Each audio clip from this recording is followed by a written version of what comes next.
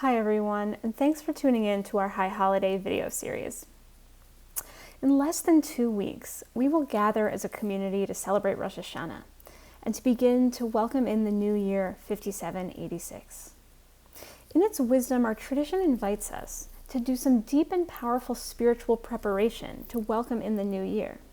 And it invites us to do the inner work that's known as Cheshbon HaNefesh. Now, Cheshbon HaNefesh literally means soul accounting.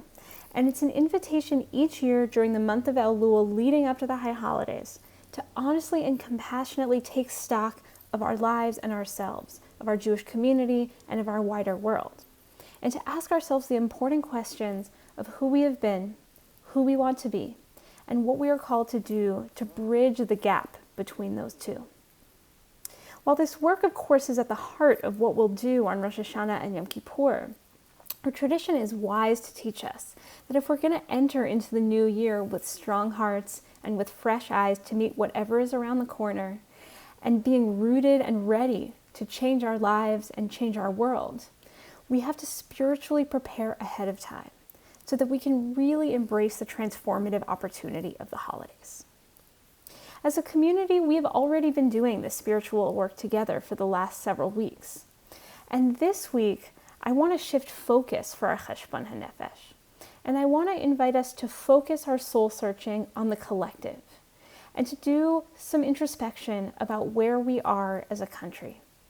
I want to invite us to ask ourselves with both honesty and compassion about who we were this year as a country and who we ultimately want to be. I want to invite us to ask ourselves, in what ways did we live into our collective values of being compassionate and generous, of being cooperative and willing to take responsibility for one another, of being persevering and courageous? In what ways were we driven by love and by a commitment to our collective well-being? And in what ways were we cruel and unkind, ungenerous and selfish and hard-hearted towards one another? In what ways were we violent, rageful, and destructive? In what ways were we driven by fear, by a sense of scarcity, and by a commitment to only ourselves and the narrow circle around us? As we reflect on this, I also want to invite us to reflect on the future. Given the kind of year we've had as a country, what are you worried about moving forward? What are you worried will unfold? And what harm are you worried will be done? And conversely, amidst your worries, what are you hoping for? What are your hopes for our collective future in this country? What values do you want us to be defined by as a country? How do you hope that we'll be with each other this year and how we'll treat one another? And what kind of country do you really want to be part of fighting for in the year to come? I hope these questions will be generative and will be meaningful for your own process of soul searching in Cheshbon HaNefesh this Elul.